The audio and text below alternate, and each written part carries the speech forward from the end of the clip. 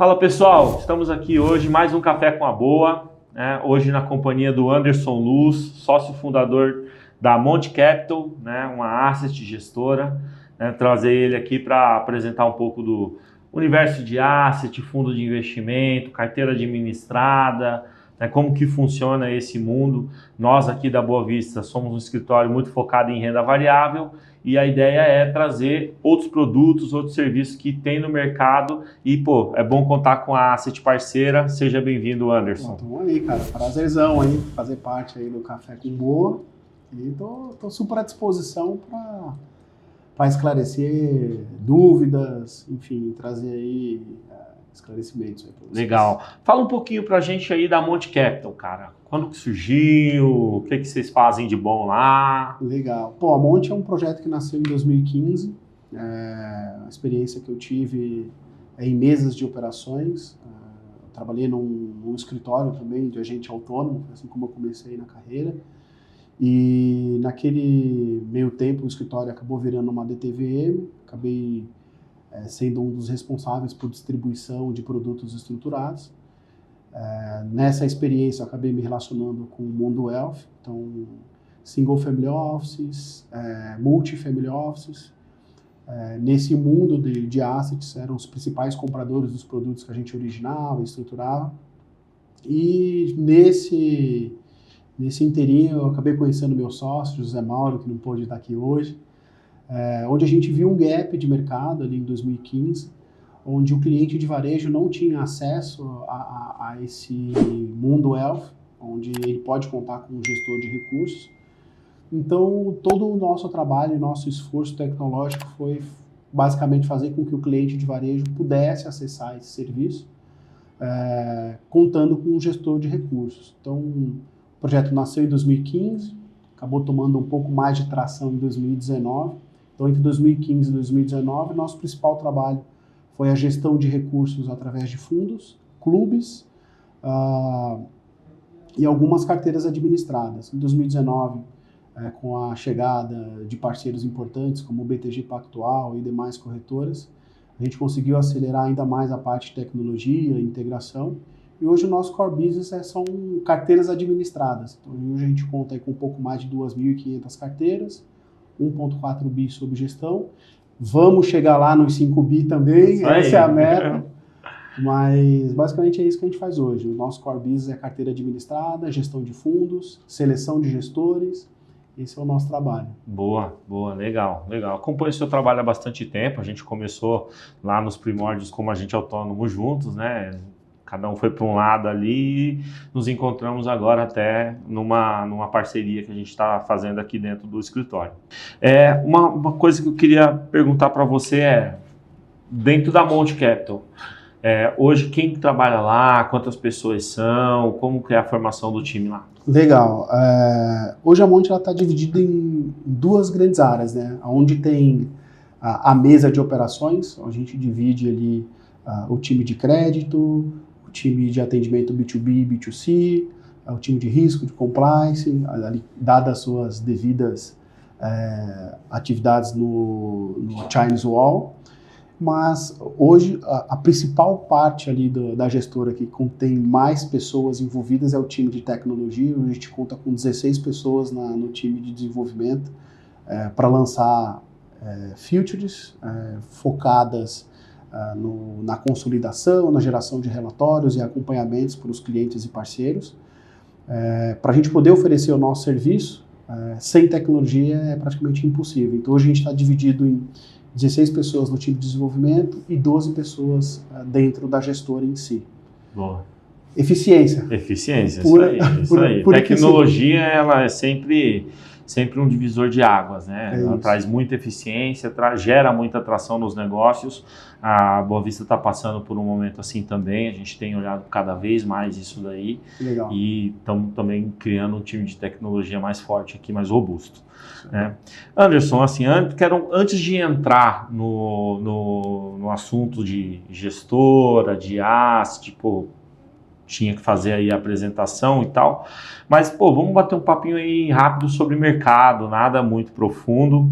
Mas, pô, tava dando uma olhada nos dados, né? Selic 11,25, né? A gente vai ter agora o Copom dia 19 e dia 20/3, a gente tem uma inflação dos últimos 12 meses de 4,51 e o BTG Pactual tem uma projeção para 2024 de 3,9.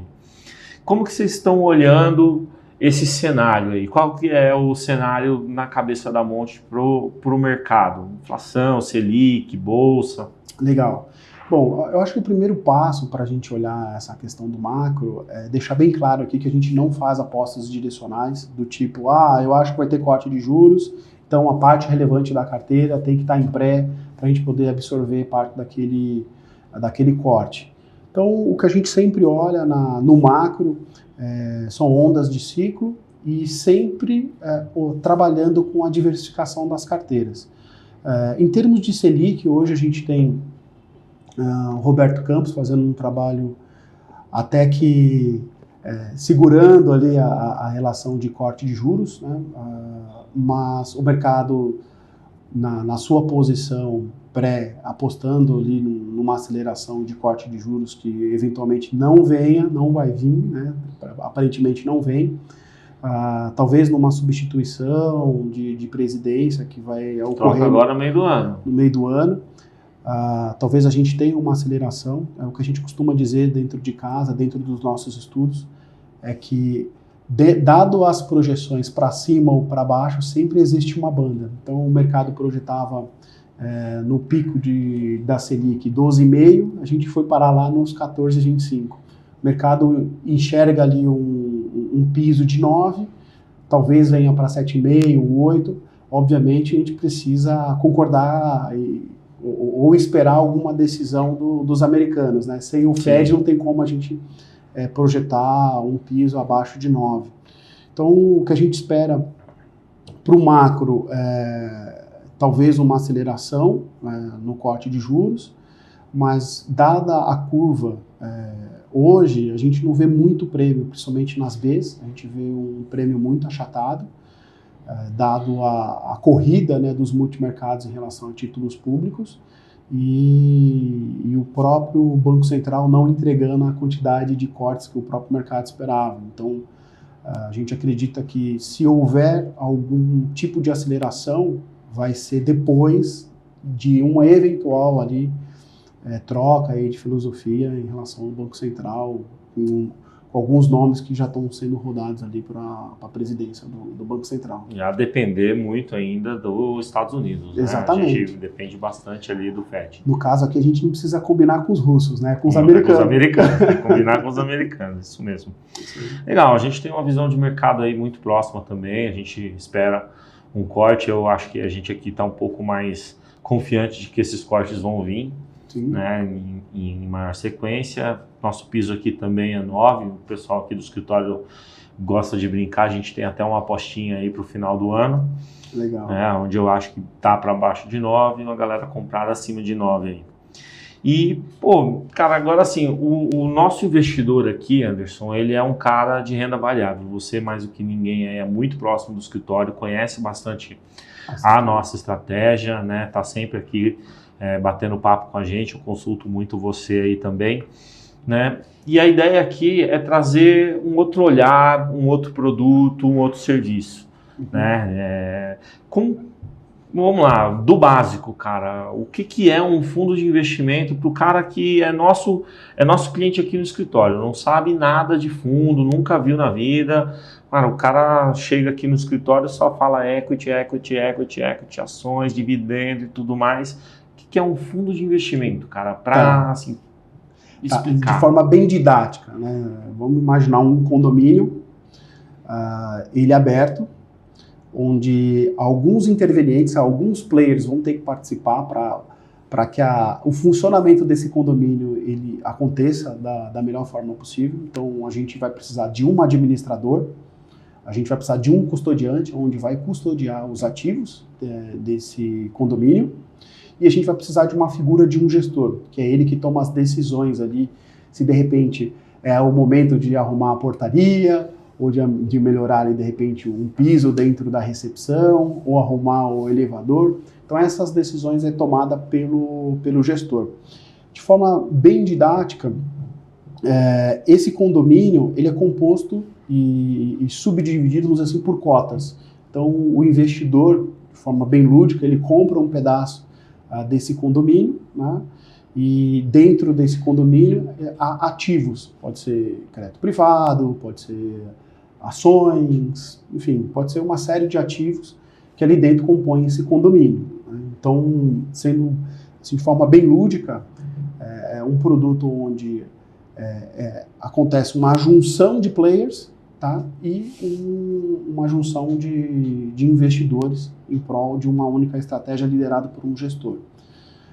No nosso caso, nós temos alguns fundos dentro de casa. Esses fundos são fundos onde a gente constrói essa estrutura de condomínios atrás dos melhores gestores, né, que é conhecido como uma estrutura de fundos de fundos. Então, como a gente faz carteira administrada em algumas corretoras, e o BTG é uma delas, existem alguns produtos que ainda não têm tamanho, mas que têm uma estratégia super vencedora, mas que ainda não faz sentido estar disponível na plataforma de determinada corretora. Então, a gente monta essa estrutura antes de uma seleção, né? Existe uma seleção muito bem definida desses gestores que a gente quer alocar recursos. Então, só para explicar aqui para a audiência como funciona a nossa seleção de ativos, né, de fundos de investimentos. Não sei se você sabe, mas hoje a gente deve estar falando aí de algo próximo de 40 mil fundos na indústria brasileira. Porra! Então, você selecionar os melhores gestores e os melhores produtos não é uma tarefa fácil, não é uma tarefa onde um investidor, pessoa física, vai conseguir fazer isso na unha, é muito difícil. Então, como que a gente faz isso dentro de casa, né? Então, essas 12 pessoas dedicadas ali full time em achar esses melhores produtos. Então, nada mais, nada menos, tecnologia de novo. Então, a gente consome toda a base de dados disponíveis da CVM, desses 38 hoje aproximadamente mil fundos. Então, a gente primeiro faz uma seleção estatística. Nessa seleção estatística, a ideia é que a gente faça uma peneira de produtos que acabe não fazendo sentido, através de uma série de dados. Então, essa primeira peneira, a gente já meio que mata ali 85% dos produtos disponíveis na indústria. Num segundo momento, a gente já vai para uma análise qualitativa, quando sobra ali algo próximo de 500, 600, 700 fundos. Ali já tem que ir no risco e no compliance, entrar no detalhe ali do histórico da gestora, do gestor, pesquisar se aquele gestor ou aquela gestora se envolveu em algum problema no passado ou vem enfrentando algum problema em relação até mesmo o próprio custo da gestora, se ela se paga ou se não se paga. Se tem track record. Se tem continuidade o projeto, porque às vezes você está vendo ali uma gestora muito inchada e que não se paga com a quantidade de EUM. Então a gente faz uma série de análises para chegar numa composição hoje de aproximadamente 70, 80 produtos aprovados na indústria. Então, ele está falando de quase 100 produtos perante 40 mil fundos. Então, que vocês selecionam para vocês olharem. Não que necessariamente vai estar na carteira do cliente de vocês. Não necessariamente. Desses 100 produtos aprovados, dá para sair N carteiras aqui. Então, uma coisa legal aqui para ser dita é que as carteiras administradas pela Monte são carteiras personalizadas. Então, vai depender do momento de vida, do perfil do cliente e dos futuros projetos que ele tem ali para si. Então, a gente da expectativa dele. Exato. Né? A gente vai fazer uma junção do que eu tenho aprovado, do que o cliente precisa e o que tem disponível na corretora. Então, fazendo essa junção tecnológica e esse cruzamento de dados, a gente oferece para o cliente uma carteira otimizada, personalizada e alinhada aos objetivos desse cliente. Então, saindo daquela explicação um pouco longa, né, saindo ali do que é um fundo e como selecionar, a gente acredita que é um veículo onde o cliente consegue ficar exposto a diferentes estratégias de investimentos. Diferentemente aí do que a gente está acabando de falar em relação ao macro, a gente pode ter estratégias, como é a estratégia aqui da Boa Vista, olhando para o equity, um cenário de corte de juros acredito que a estratégia da Boa Vista tende a se beneficiar muito, onde pode acontecer uma corrida para esse tipo de ativo, mas a gente pensa um pouquinho diferente, são investidores que, por sua vez, não têm uma exposição muito grande em renda variável, e quando tem através de veículos de fundos de investimento. Então, o nosso trabalho basicamente é esse: selecionar e construir bons portfólios para os clientes. Sempre através de fundos de investimento. Sempre através de fundos de investimento, eu digo que não, porque depende muito do perfil do cliente. Aquele cliente que tem um pouco mais de apetite, aí a gente vai mais ali para a filosofia Barsi, né, que é o que vocês dizem aqui, que são aqueles papéis bons pagadores de dividendos, ou de repente papéis que tenham um potencial cíclico de crescimento, ou papéis mais defensivos, ou uma estrutura de fundos imobiliários. Mas essa estrutura acaba sendo para clientes e clientes, não é uma estratégia aberta para todos os clientes da Monte. Então, a gente acredita que em um momento a gente vai abrir uma estratégia de renda variável para todos os clientes da base, mas nesse momento a gente dá um foco especial mais para fundos de investimento. Boa. E dentro do universo de fundos de investimento, né? Então, assim, você deu uma explicação, a gente já entendeu que o fundo de investimento ele é um condomínio, né?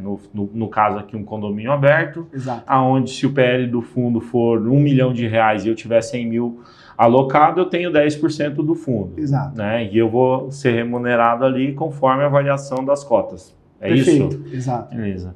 E existe um tipo só de fundo? Quantos tipos de fundo existem? Quais são os principais? Enfim, a gente tem ali, conforme a classificação Ambima, uma série de... Estou perguntando porque a nossa audiência aqui, ela... Não, claro, com focada certeza. no equity, então... A gente tem uma série ali de classes. Pô, a gente tem multimercado, classificação livre, a gente tem multimercado crédito privado, a gente tem ações, tem uma pancada de fundos de estratégia, renda fixa, tem os FIPS, então os fundos que investem em estratégias de private equity, a gente tem estratégias de FOFs, que é o que a gente atua, que é basicamente fundos investindo em outros fundos, selecionando os melhores da indústria, sem depender basicamente de um distribuidor, que seria uma corretora. Então, e trazendo também um benefício tributário para o cliente, porque cada vez que você compra uma cota de um fundo e vende, você tem ali a tributação da compra e a venda dessas cotas. Quando o gestor faz essa compra dessas cotas através de um veículo, o momento que ele compra e ele vende ali os gestores, né, as cotas desses fundos, não há incidência de tributação dentro do fundo. Então, existe ali um benefício tributário também para o cliente na ponta final, quando a gente fala desse tipo de estratégia ativa. Entendi. Então, a gente está falando de um fundo que investe em cotas de outros fundos, Exato. Certo? E aí você vai colocar dentro desse fundo diversas estratégias. Então, você vai colocar um fundo que investe em ações, um FIA, você vai colocar um fundo multimercado, você vai colocar um fundo... Uma renda fixa, um FIP. Beleza. É um fundo investindo em cotas de outros fundos. A gente tem a figura do custo, que é a taxa de administração e performance. É uma dúvida recorrente de muitos clientes que vêm aqui no escritório, se eu investir num fundo que investe em cotas de outros fundos, eu não vou estar pagando 2 vezes a taxa de administração? Não necessariamente, porque o que acontece? Essa é uma dúvida que eu acho que... super assim, recorrente. Então, explicando, né? Um fundo como uma entidade de investimentos, ele também tem um poder de negociação através do gestor com o fundo que vai ser investido. Então, dentro dessa negociação, acontecem os rebates. Então, o gestor, por sua vez, não pode receber e não recebe nenhum tipo de rebate. Então, parte da taxa de gestão e administração do fundo investido é revertido para o fundo investidor. Então, isso acontece que o custo final para o cliente acaba sendo deduzido. Então, existe uma forma de cashback, né, que é conhecido na indústria como rebates, e que popularmente, agora para o cliente de varejo, vem com o nome de cashback, que originalmente vem dessa estrutura de rebates através dos fundos, acaba deduzindo a relação de custo para o cliente, tanto na performance do fundo investido, tanto da taxa de gestão e administração do fundo investido.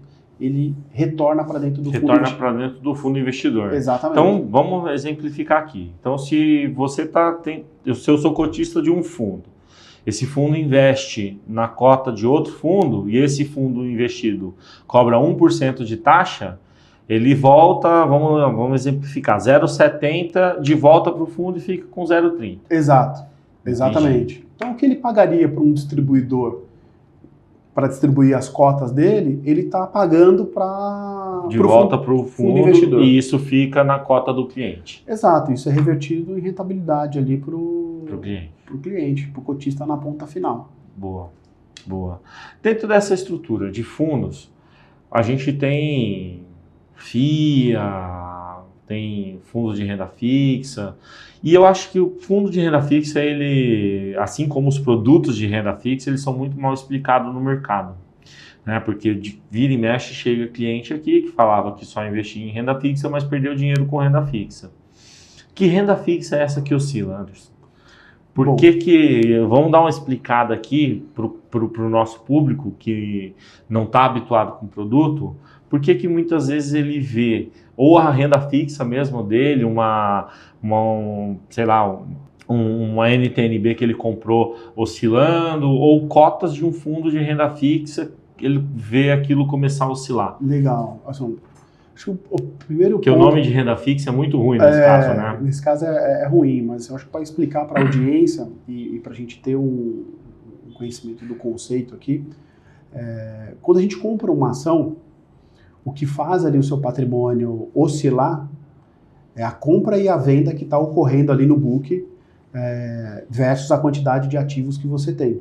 Alguns ativos que são híbridos, vamos dizer assim, meio pós, meio pré, que são o caso das NTNBs, ocorre o mesmo. A parte pré, que é negociada, ela é marcada, que aí entra o conceito da marcação a mercado. Sim. Então, se você comprou um título inflação mais 5 e no dia seguinte esse título está 4,80, dado o vencimento trazendo a valor presente, esse cliente que comprou esse título está ganhando dinheiro. Valorizou, o PU dele subiu. O PU dele subiu. O contrário, no dia seguinte foi para 5,20 o título. O mercado está pedindo mais prêmio. Quem comprou está entregando a rentabilidade para o mercado, ou seja, esse título se desvalorizou. Então, o cliente que compra um título que tem marcação a mercado, ele tende a ver essa oscilação no seu patrimônio. O que recentemente, foi até uma instrução da CVM, onde ela obriga as corretoras a apresentar a marcação a mercado. Porque de todos os ativos, de todos os ativos. Antigamente, o cliente comprava uma NTNB na corretora, e aí você só tinha um ponto de compra e estava na curva. E estava na curva a rentabilidade. O cliente não conseguia ver o spread que ele pagava e nem via a volatilidade que ele assumia ali em relação àquele título. Agora... Aí de um dia para o outro precisava do resgate, o cara olhava lá, tinha 10 mil, falava, preciso resgatar isso aqui, não são 10 mil, são 8. Exato. Pô, como assim? A partir do momento que o mercado, a regulação traz mais transparência em relação a esse tipo de ativo, houve um certo espanto para o cliente pessoa física na ponta final, mas eu acredito que com o trabalho de assessores aí como a Boa Vista, de explicar, de estar mais próximo do cliente, eu acredito que a absorção desse conceito, que não é um conceito novo, ele já existia para investidores qualificados e institucionais. Então, trazer esse tipo de transparência para o cliente de varejo, eu acho que é super benéfico. E educa o mercado, né? Na verdade, assim, a gente está falando de uma coisa que sempre existiu, independente do investidor de varejo ou do investidor qualificado. O cliente ele já comprava esses títulos. O problema é que, como o título não era explicado para esse cliente, chega aqui para a gente o cara falando que, olha, eu perdi dinheiro com renda fixa. Isso. Quando, na verdade, ele comprou um título que, dado a natureza do vencimento, dado o momento, taxa de juros e tudo, ele via esse título dele oscilar. E de uma hora para outra ele precisava desse dinheiro, ia fazer o resgate, na hora que a corretora marcava mercado o título dele, eles tomavam um susto, né? Exatamente. Então, assim, esse processo de educação do mercado financeiro, esse processo da gente trazer mais informação para o cliente, ele é super benéfico. Acho que a mudança na regra ali, ela foi ótima e mais, né? Ela também deu a liberdade do cliente enxergar como ele quiser, porque tem cliente que compra o ativo e não quer ficar vendo a volatilidade. Ele vai levar fala até assim, o final. olha, mostra para mim só a curva lá, que para mim tá bom. Eu vou levar até o final. Eu vou levar até o final, essa é a cabeça do cara. Uhum. Então, dentro de um título de renda, de um fundo de renda fixa, é o mesmo processo, porque o gestor que está comprando os ativos, o cara lá da gestão ativa, ele está operando esses ativos, NTNB. Exatamente. À medida que está saindo negócios no secundário, no dia seguinte esse papel já vai ter uma nova marcação. Né? Assim como a gente tem nas ações, só que em tempo real. Isso aí, segunda a segunda. Segunda a segunda, exatamente. A diferença é que a marcação de uma renda fixa é no fechamento, né? Então, é que eu acho que o pessoal também não sabe muito bem como funciona esse processo de negociação de renda fixa, né? Principalmente para institucional, por exemplo. Você está lá no meio do dia e decide comprar uma NTNB no mercado secundário de outro institucional, vocês acordam o preço, fecha aquilo e liquida. Exato. A boleta do próximo 5 minutos já não vai ser a mesma, não, porque é um outro mercado. Já mudou, é um outro cara, é um outro pedido, vai ser uma outra negociação. Exatamente. Né? Volume também importa muito. Outro mercado também, né? Assim, como nas ações, fazendo um paralelo aqui para a audiência, as ações a gente compra através do home broker, através da própria B3. Sim. Então a B3, numa junção ali de CETIP, a gente consegue comprar títulos de renda fixa, no caso privados, que são as debentures, os CRIs e os CRAs, que são produtos que a gente chama de produtos cetipados. Então toda a negociação no secundário vai impactar na marcação desse título. Títulos públicos, a gente utiliza uma outra estrutura, que é a estrutura de conta Selic. Sim. Não é essa Selic. Não é a taxa. Não é a taxa. É o sistema Selic. É o sistema Selic, onde são negociados títulos públicos. Né? Então, essa dinâmica que o cliente, ao longo do tempo, ele tende a conhecer através do trabalho de assessores, né? Que é o caso aí da Boa Vista. Já títulos públicos, o cliente de varejo em geral, ele acaba acessando também pela própria B3. Né? Sim. Através do Tesouro Direto e tudo mais. Uma parceria ali entre o Tesouro Direto e a B3. Boa. Bom, a gente está falando aqui de um produto específico que são os fundos de renda fixa. O nosso cliente aqui, nossa audiência é uma audiência, de novo, muito focada em renda variável, com foco numa estratégia de dividendos. A gente recentemente aqui no escritório deu um passo com a criação de alguns clubes de investimento, né, com a gestão da Monte Capital, inclusive, né, para seguir essa estratégia de investimento. Falando de fundo de investimento de ações, né, especificamente, e não concorrendo com a gente aqui de forma nenhuma, porque o nosso cliente ele tem muito interesse em receber o dividendo e Perfeito. Ele fazer o investimento. Perfeito. Na parte de construção da estratégia, aonde entra a renda variável quando você vai fazer uma carteira administrada ou vai trazer ali um fundo de investimento em outros fundos? Entra renda variável, não entra? Entra renda variável através de fundos de investimentos.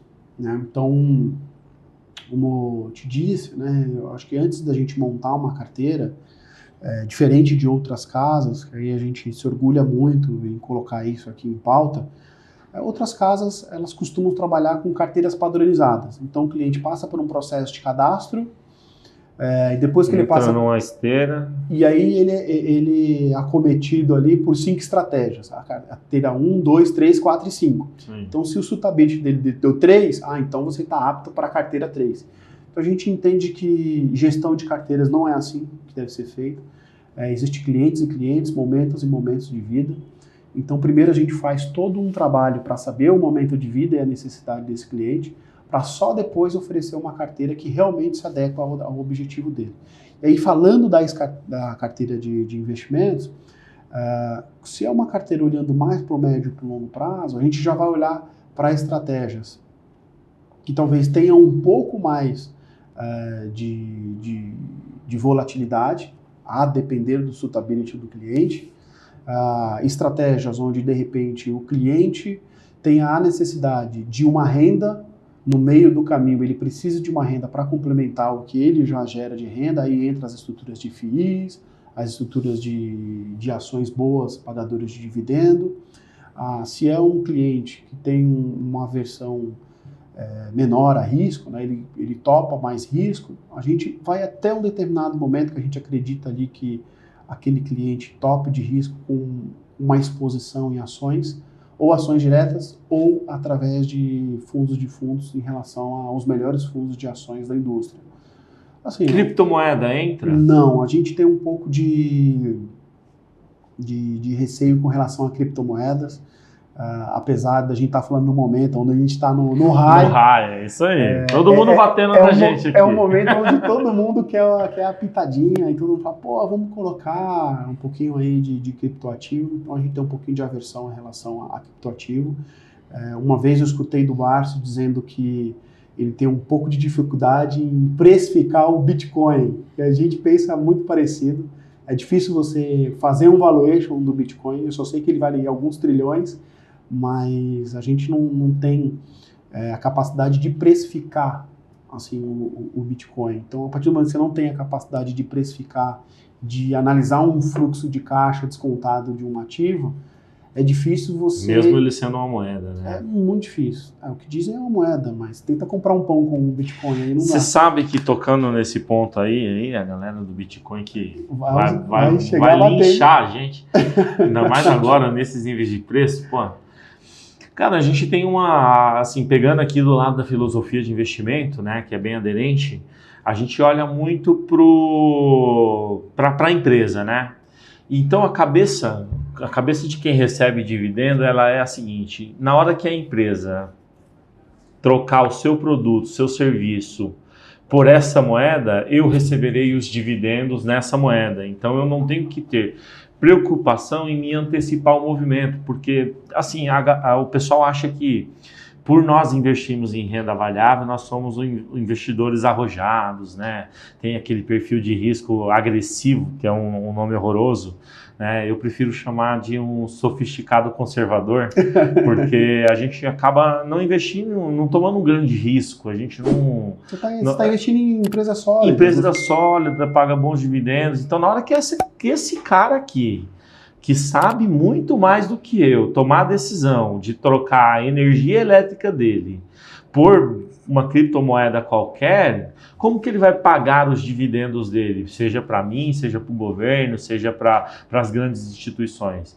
Nessa moeda. Eu acho que a nossa tese, ela é uma tese daquela pessoa que não sabe nada, mas que calçou a tese em cima de uma lógica de mercado. Então, assim, é muito esse olhar que a gente tem aí quando a gente fala do Bitcoin.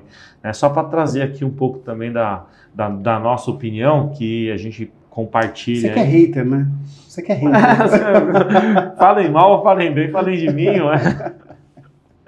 Então, é muito esse o nosso olhar quando a gente olha para as criptomoedas. Na hora que a empresa começar a pagar o dividendo dela em Bitcoin, eu ficarei feliz em receber, porque é o que você falou, aí a padaria está aceitando trocar pão por Bitcoin. Exatamente. Dentro vamos voltar lá para a nossa estrutura de fundo, que hoje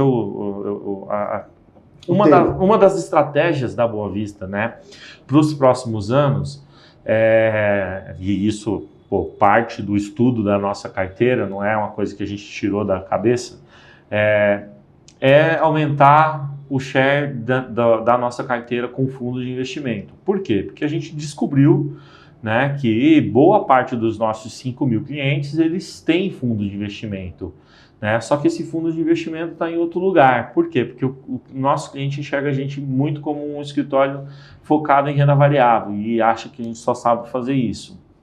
E não é a verdade. A gente também conta com parceiros como você, né, o próprio Pactual, né, para fazer tanto renda fixa, fundos, outros produtos mais sofisticados do que o investimento puro em equity. Então, assim, é por isso que eu achei legal trazer o tema hoje, né, para a gente explorar bastante aqui, falar bastante mesmo mais dos fundos de investimento. Tem um cara nesse mercado que eu acho que ele é um coringa, né, o fundo de investimento multimercado e, pô, tem as mais variadas estratégias. Esse fundo multimercado, na onde ele se enquadra dentro de uma estratégia como a sua, que é de uma estratégia de alocação numa carteira administrada? Legal, ótimo ponto. Assim, ó, na hora que a gente vai fazer uma análise em relação a escolher bons produtos para dentro de casa, a gente tem um pouco de receio, tá? Isso vem um pouco da filosofia do Zé Mauro, e minha, e assim, da própria experiência do time, na hora de escolher esse tipo de produto. Eu vou te dizer por quê. Na composição, dependendo do multimercado, da estratégia em si do multimercado, a gente vai se deparar com algumas estratégias onde são muito binárias. Então, a gente vê ali gestores apostando em curva de juros, em câmbio, em curva de juros no exterior, e que no final do dia não estão em cima de uma estratégia sólida de um equity ou de uma estratégia de dividendos, e que em qualquer deslize dessa estratégia, não tem como, eu vou esperar esse ativo se recuperar que o valor da cota vai voltar.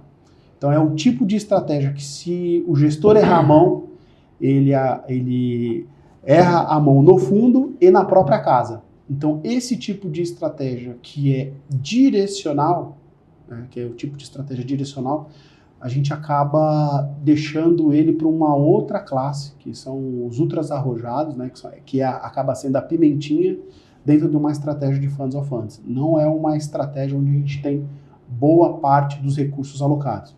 Então, caso a gente queira um pouquinho mais de volatilidade, um pouquinho mais de risco, vai colocar ali 5%, no máximo 10% nesse tipo de estratégia. Então, a gente busca selecionar bons gestores, boas estratégias, para que a composição desse Funds of Funds, ele, no final do dia, ele entregue resultado para o cliente na melhor relação risco-retorno. Caso o cliente esteja em uma corretora onde a grade de produtos case com os produtos que a gente tem como aprovado, a carteira desse cliente automaticamente vai ser super balanceada e super diversificada. Entendi. Então, a gente está falando de um fundo que ele é multimercado e multi-estratégia. O gestor pode fazer qualquer coisa. Pode fazer qualquer coisa. Eu entendi que tem vários tipos de multimercado. E você selecionou aqui um pedaço deles aqui que pode ter diversas estratégias que acaba se tornando uma pimenta dentro ali da composição do portfólio. Exato. Olhando do ponto de vista de alocação, outros fundos multimercados cabem dentro dessa estratégia? Cabe. De que forma? A gente pode estar falando de um multimercado que no final do dia ele tem parte de uma estratégia em renda variável, né? Boa parte ali da alocação, pode até ter ali 50%, 60% em uma estratégia de renda variável. Ele pode ter ali dentro dessa mesma cesta juros, então ele pode fazer uma estrutura de hedge, ele pode de repente fazer alguma composição com câmbio, tendo um bom equilíbrio para tentar segurar a volatilidade dessa carteira, e de repente uma parte em LFT ou qualquer outro de ativo para poder segurar de repente a volatilidade da carteira.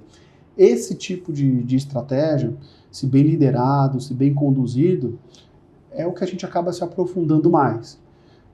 Note que esse exemplo que eu acabei de dar, ele é completamente diferente do primeiro. No primeiro, o que deveria ser uma estrutura de hedge, uma estrutura de proteção na carteira, acaba sendo o core da estratégia. Nesse daqui, onde a gente olha com mais carinho, tem equity, tem fluxo de caixa, tem dividendos caindo, tem muita coisa, né, dentro da cesta. Tá melhor calçado. Tá muito mais calçado. Se o gestor errar a mão ali em alguma coisa, pô, no final do dia tem ali ações que, se bem escolhidas, eles tendem a voltar. E alavancagem? Esses fundos podem ter? Sim, pode ter alavancagem, e quando o gestor ele tem o poder, né, e a discricionalidade de alavancagem, é o tipo de produto que a gente também não olha com bons olhos. Por quê? Porque a gente não quer expor o nosso cliente a um risco onde, no final do dia, quem vai pagar essa conta é o cliente. Então, a gente também tem o risco do cara perder a cabeça na gestão ali. Exatamente. Então, produtos que são alavancados e que podem exceder a exposição em derivativos, a gente acaba excluindo da nossa seleção também. Tá? Então, apesar da gente ter a discricionalidade sobre a gestão, né, a gestão fiduciária sobre essa carteira, o gestor que está recebendo os recursos, né, por nossa escolha, ele também tem. Mas por dupla checagem, vamos dizer assim, a gente opta em nem ir para essa segunda fase. Né? Então a gente já bloqueia do lado de cá. Se o regulamento do fundo permitir a alavancagem, a gente já segura do lado de cá a alocação. Entendi. Mas você não coloca nem um pouco, você simplesmente não põe na carteira. Esse tipo de produto, ele acaba entrando naquela primeira opção, né? Que é aquele produto mais arriscado, que se entrar, vai entrar um percentual bem pequeno. Bem pequeno, para que o cliente não tenha uma exposição de relação risco-retorno distorcida. O cliente pessoa física, né, eu acho que vai até legal dar esse recado para a sua audiência. Quando ele vai fazer a seleção desse fundo, o que ele acaba fazendo no final do dia é olhando a valorização da cota. O histórico dos últimos 12 meses. É o famoso os últimos 12 meses. Então, para nós, aqui, gestores que estamos olhando além da rentabilidade da cota, a gente está olhando time, a gente está olhando relação risco-retorno e está olhando consistência. Então, se você olhar algum e-mail que chegar aí na sua caixa e falar, pô, olha, determinado fundo nos últimos 12 meses deu tanto, para a gente não tem valor nenhum, porque provavelmente foi alguma janela ou de sorte ou de observação que aquele gestor se deu bem, ou aquela casa se deu bem, e que nada nos assegura que aquilo vai se repetir para frente. Então, o que a gente prefere é aquele gestor que tem consistência na entrega, nada fora, nem assim, o que a gente costuma dizer, não é nenhum resultado outlier, mas que tem consistência em relação à entrega. Eu acho que é olhar a performance da ótica do risco, né? Então, Exato. acho que qual é o tipo de risco que está sendo tomado ali na gestão daquele portfólio para entregar determinado resultado, né? Exatamente. Então, o cara errar a mão ali, ele tudo bem, ele acertou, deu bom, mas se erra, poderia prejudicar bastante ali. Prejudica. E aí o cliente, pessoa física, ele tem de olhar isso, né? Olhar esse retorno dos últimos 12 meses e colocar todas as fichas como se dali para frente o gestor fosse repetir aquele golpe de sorte, vamos dizer assim. Então, a gente acaba segurando muito, até os nossos clientes também, pô, olha, determinado produto, tal, não sei o que, já olhamos, mas não passou no nosso filtro, porque foi uma janela específica. Pô, mas esse fundo tem 4 anos. Você vai ver que foi uma janela específica que ele deu uma porrada, ficou acima do bench, mas você começa a fatiar ao longo do tempo, foi somente uma janela específica que o gestor ele ganhou. Então, e a ótica do risco, né? Pô, o risco tomado ali em função da performance, acho que é o mais importante. Uma outra relação também, fala, pô, taxa e taxa de performance, taxa de gestão / administração e performance. A gente leva em consideração também se o produto é caro ou não. Para a gente, o que acaba sendo um produto caro é aquele que remunera mal o cotista e cobra muito. Cobra muito, isso aí. Pô, Se um gestor te cobrar... Fundo de previdência de bancão, assim, Exato. já arranjando mais uma briga aqui. Mas aí, Pô, os caras 4% de taxa de administração, tem 4 bilhão enfiado lá e, pô, rende 30% do CDI. é isso. Impressionante. É isso. E aí tem uma outra relação também, que aí eu te provoco, né? Pô, você colocaria dinheiro num fundo que tem a taxa de gestão, de administração de 5% ao ano, mas que te entrega nos últimos 15 anos, consistentemente, 30% ao ano? Dá medo, né? Então, é aí que está o ponto. Se tiver entrega em relação ao que está cobrando, Tá ok. tá ok. Agora, se tá te cobrando muito e não tá te entregando nada, É isso aí. rapa fora. A nossa ótica de custo aqui ela é É muito isso. parecida, né? É Quando trazendo aqui a passadinha para o nosso lado. Quando o cliente chega aqui, ele pergunta, né, qual que é a estrutura de custo de vocês que a gente mostra? Pô, a resposta do cara é, é caro. O mercado não cobra isso. Aí eu falo, O olha, mercado te entrega? tudo bem, você pode fazer o que você quiser, mas a gente tem aqui o histórico de entregar uma excelência em assessoria, principalmente no quesito equity. Quando a gente está falando aqui de construir uma carteira de ações a longo prazo, cara, esse é o nosso negócio. É isso. Então a gente cobra por aquilo que a gente entrega e, pô, geralmente na reunião eu gosto de falar que estamos muito confortáveis com os nossos custos. É isso aí. E, pô, mas você pegou um ponto interessante, né? Se tem uma entrega, não tem por que não pagar. Agora, você olhar um fundo de previdência que cobra 3,5 e há 20 anos está abaixo do CDI, para mim isso é um assalto. Bom, eu não vou falar o nome do banco, mas eu tenho que ir lá reclamar com ele. Fica aqui embaixo. Tem que ir lá reclamar com ele. Bom, Anderson, olha, acho que a gente passou aí por diversos pontos, mas queria voltar, né, pegar esse ciclo de fundos que a gente montou e voltar ele um pouco para a estrutura da Monte Capital, tá? A Monte, ela tem ali as carteiras administradas, mas o entender que eu tenho do seu trabalho é que você é um bom selecionador de gestores. Você escolhe bem ali quem são os caras bons da indústria. Bom, a gente tem um monte de cliente que provavelmente tem um portfólio de fundos e que, pô, gostaria de olhar para isso mais a fundo. Quais são as dicas que você dá, as principais ali, quando você vai selecionar um gestor para o seu portfólio? O que você acha? Assim, 3 coisas que são importantes. Não precisa nem dar nome, não estou nem pedindo uma carteirinha aí, hein? Não, eu não vou dar nome, então vamos lá. Acho que a primeira é consistência na entrega. Segunda, né? Fugir daqueles gestores, os melhores gestores, né? Em relação aos últimos 12 meses.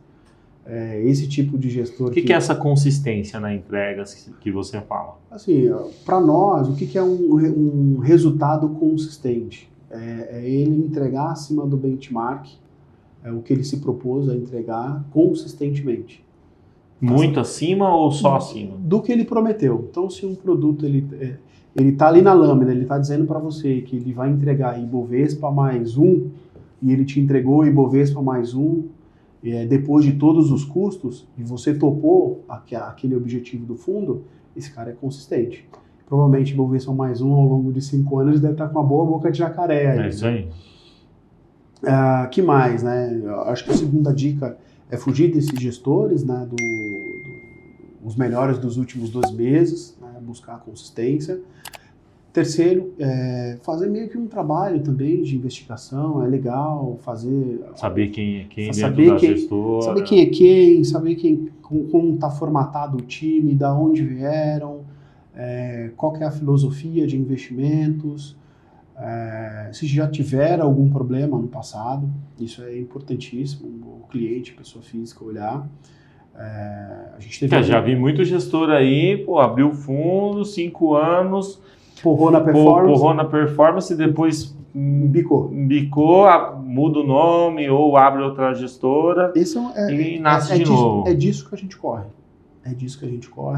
Assim, o cliente, pessoa física, talvez ele não tenha memória, mas o nosso banco de dados e a nossa tecnologia, ela não esquece. Não esquece. Não esquece. A gente vai pegar, se tiver algum caso lá de 2005, vai estar lá. Então, isso pesa muito na hora da gente submeter isso ao comitê dentro de casa e esse produto ser aprovado ou não para uma alocação dos nossos clientes. Então, o que a gente costuma dizer aqui também, né, para o próprio cliente, continuando a relação de dicas, é ser diligente.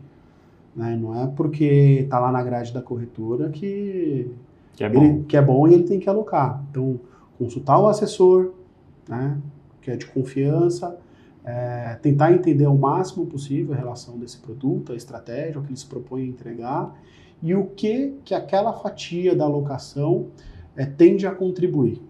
Obviamente, o cliente não vai colocar todo o dinheiro dele numa única estratégia, mas o que ele colocar, 5%, 10% naquela estratégia, o que aquela estratégia tende a contribuir com o objetivo dele. Então, eu acho que esse alinhamento, não só na carteira administrada, mas também com assessoria, acaba sendo muito benéfico para o cliente que está na ponta final. Então, acho que essas 3 pontas aí, recapitulando, né? Buscar consistência, ser diligente e fugir dos fundos... Os últimos 12 meses. Os melhores fundos dos últimos 12 meses, né? Boa.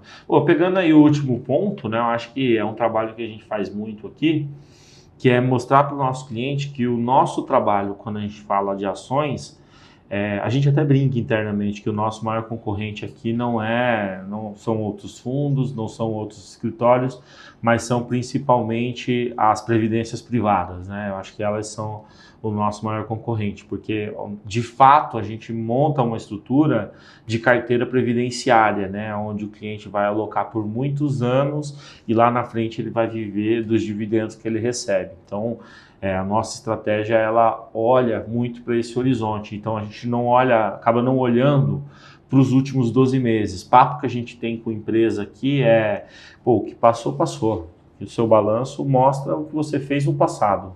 Agora a gente quer saber do futuro. Quais são os planos, quais são as metas, aonde a gente vai chegar enquanto acionista, para onde vai a empresa.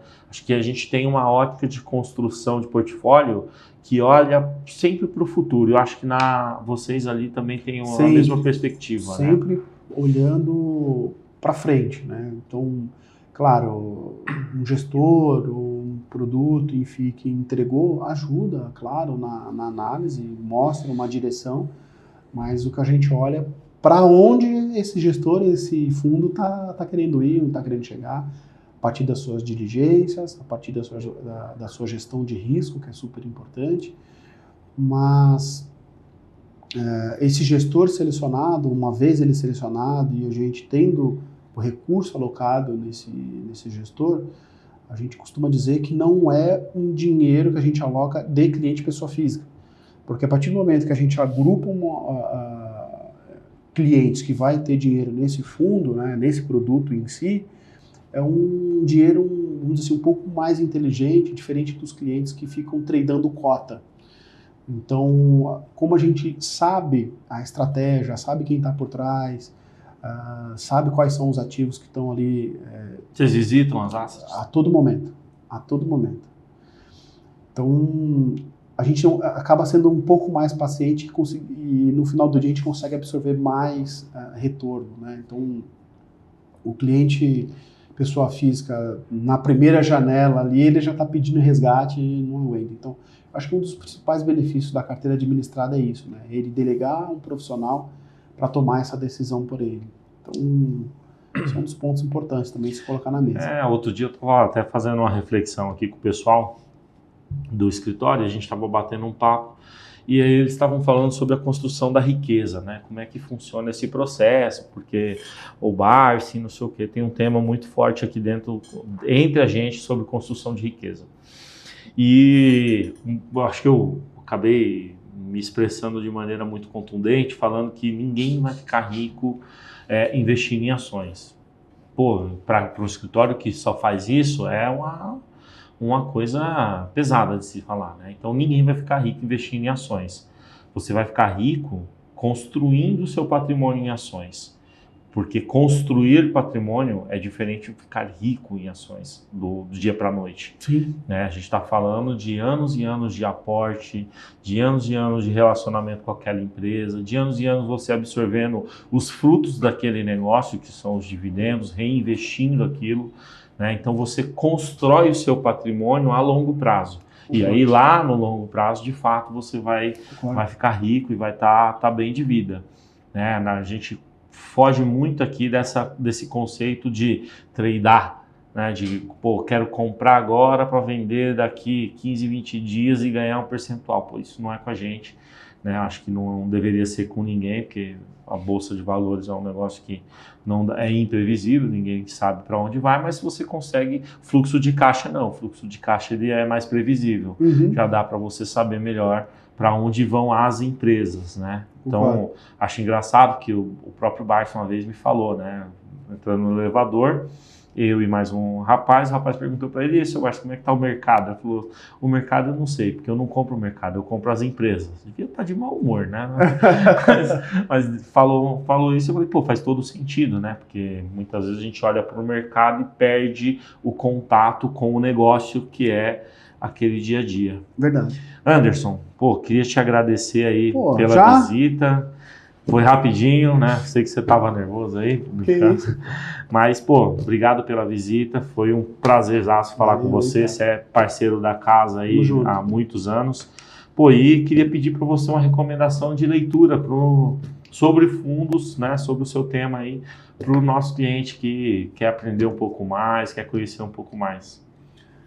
Cara, difícil, hein? Recomendar, assim, para fundos.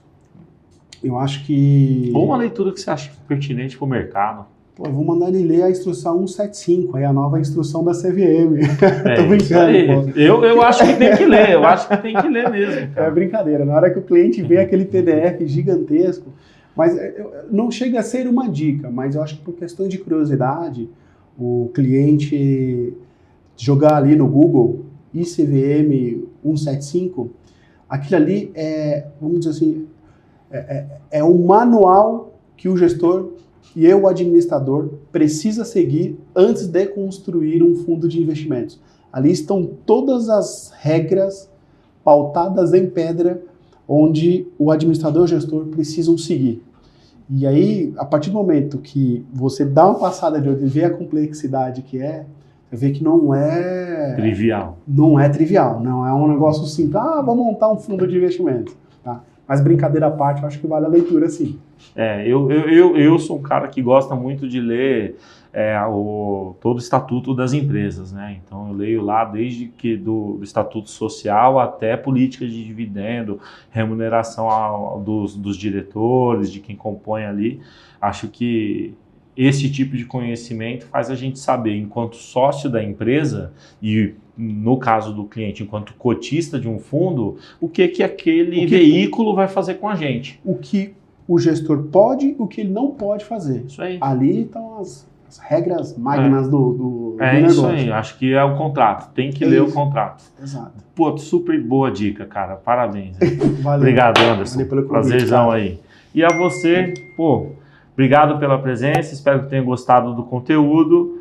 E a gente fica por aqui com mais um Café com a Boa.